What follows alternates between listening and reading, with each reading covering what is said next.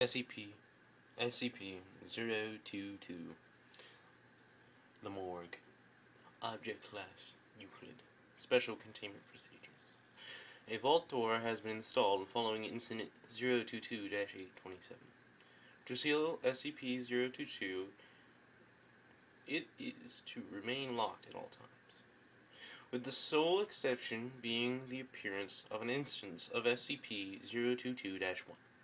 The original door to SCP-022 was destroyed during Incident 022-827, with attempts at replacement being met with failure. Security cameras have been installed to monitor for instances of SCP-022-1. In the event that an instance of SCP-022-1 appears, automated systems should incinerate it the moment it leaves SCP-022. At this point, the vault door may be unlocked to admit cleanup crews. Should the automated systems fail to destroy the instance of SCP-022-1, response teams are cleared to enter and neutralize it. Under no circumstances may any living human enter SCP-022, except at the order of Class 4 personnel for testing purposes. Class 4 personnel may also order instances of SCP-022-1 to be captured and held. However, they may not be removed from SCP-022 containment facilities.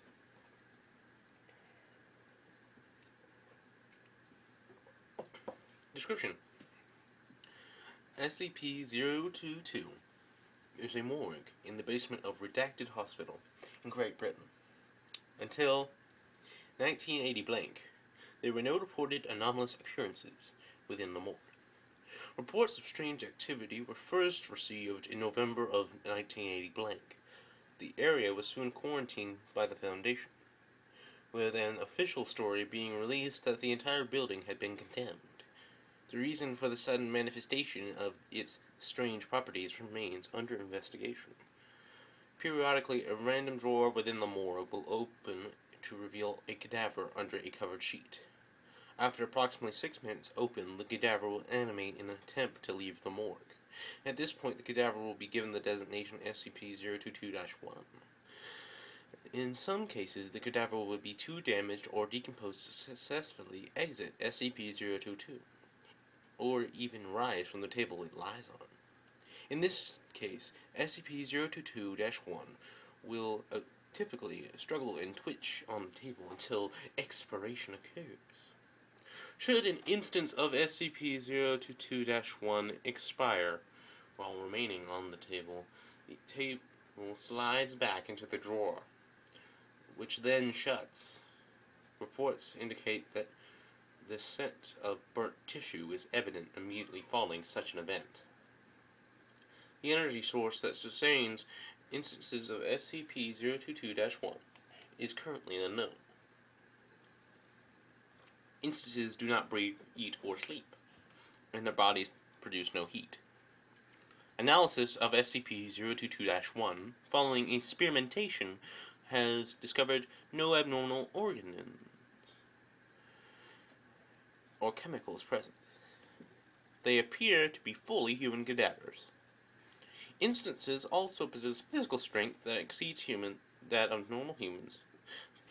Though direct testing has proven problematic, researchers estimate that the strength increase to be is approximately 500 newtons, 112 pounds of lifting force, greater than what one should expect of a human body sharing a similar condition. Analysis is underway to determine if this effect is connected to the unknown power source, or if it is an entirely separate phenomenon. When the body's parts are severed from SCP-022-1, the portion with the greatest mass retains its effects. All other pieces become inert. Destruction of the head or brain does not neutralize SCP-022-1. Instead, the lower torso and limbs remain animate. Complete tissue destruction appears to be the only method of successfully terminating instances of SCP-022-1. Left alone, instances of SCP-022-1 will simply expire. all motion ceases and they appear to become normal cadavers again. The amount of time this takes depends on how damaged the body is and the rate of decomposition, and can take anywhere between 2 days and 3 weeks. Investigation has revealed that the bodies acting as SCP-022-1 match the description of cadavers reported to have been stolen from morgues across the country. The mechanism for this transfer is currently being researched. Adding any new matter to SCP-022 has thus far proved impossible. Any subject that enters SCP-022 disappears shortly after passing through the door, leaving no trace. This includes inanimate objects and biological specimens. See Appendum 022-1 and 022-2. As long as an instance of SCP-022-1 possesses a functioning mouth, tongue, and trachea, it is able to communicate fully with researchers. See Interview Log 022-751 for details. Appendum 022-001. A request has been submitted to create a new entrance to SCP-022 by removing a portion of the south wall. Request pending approval. Appendum 022-2. A pile of matter was discovered on the floor of the room directly above SCP-022. It appeared to contain all matter that had been sent into SCP-022, with the exception of humans. All materials appeared to be broken and worn down. Metallic components were covered with large amounts of rust, with all biological parts being in various stages of decomposition. Testing revealed that the time between inserting an object into SCP-022 and it reappearing above to be precisely 183 seconds. Humans who enter, however, do not appear in said pile. Instead, humans appear to become integrated into the morgue, and may later animate as instances of SCP-022-1.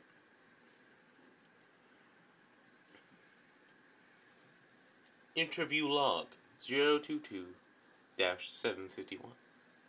Each of the following interviews begin in much the same way. The instance of SCP-022-1 will typically be hysterical until Foundation personnel are able to calm/restrain them. These portions have been omitted. Date: March blank, 1980 blank. Interviewee: SCP-022-1-2. Interviewer: Dr. Blank. Notes: SCP-022-1-2 was the second instance of SCP-022-1 that the Foundation discovered, the first having been destroyed on site by Foundation agents. SCP-022-1-2 has the body of an Asian male, approximately 54 years old. Its chest has been stitched up, evidence of an autopsy. Begin log. Dr. Blank, please identify yourself. SCP-022-1-2. My name is John Blank. What the hell's going on? Dr. Blank, that's what we're trying to figure out, John. How did you get to this state? SCP-022-1-2. I don't know.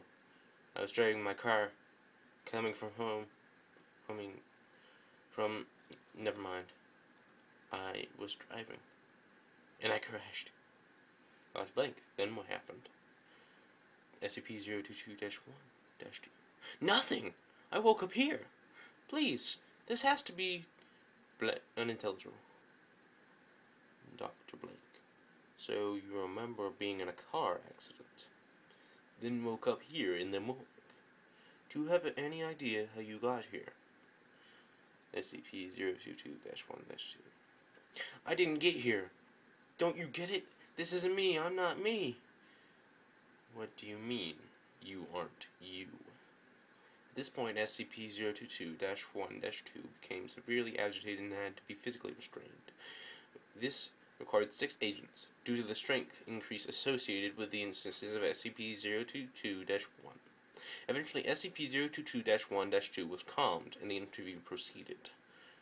Dr. Blank, now, would you please explain what you meant? SCP-022-1-2. This is not me. I saw my reflection in the steel. I'm not some old Asian fuck. This is not me. End log. Following the last statement, SCP-022-1-2 began to smash its head against the wall. Once further restrained, it began to scream unintelligibly for several hours before falling silent. It continued to struggle, though apparently unable to speak, for an additional 6 days until it finally ceased motion. During this time, though, it continued decomposing at a natural rate. An examination of the body following this interview was unable to determine a cause of death, as many of the internal organs had been removed.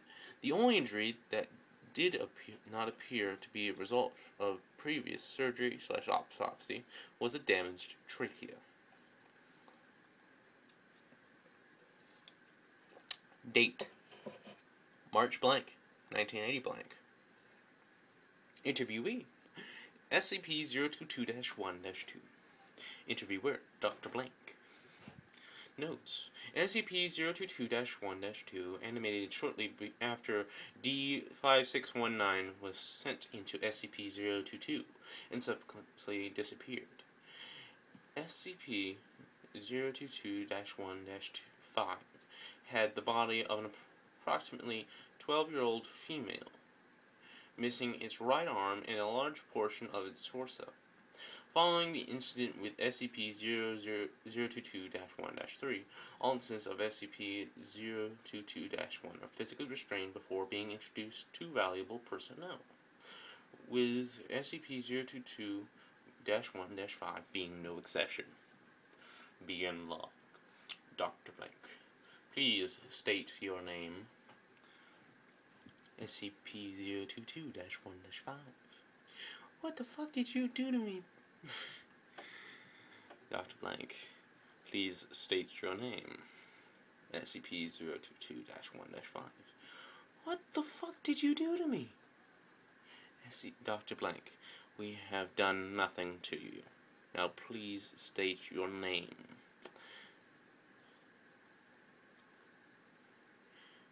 SCP-022-1-5. You know who I fucking am. Dr. Blank, refresh my memory then, please. SCP-022-1-5. I'm the guinea pig you just fucked up. Don't tell me you forgot me, Dr. Asshole. Dr. Blank, are you D5619? SCP-022-1-5. In the flesh. And for your information, jackass, my name is Redacted. Now, fucking change me back, or I swear to God I will rip you, brain your little head off. End log. At this point, Dr. Blank asked SCP-022-1-5 several questions to verify its identity. Though its identity was confirmed to be that of D5619, no further useful information was gained from SCP-022-1-5. It was kept in a holding cell until expiring 2 days later. After 3 weeks, the body of D5615, animated as SCP-022-1-7, in a brief interview with SCP-022-1-7, it claimed to be an 89-year-old female.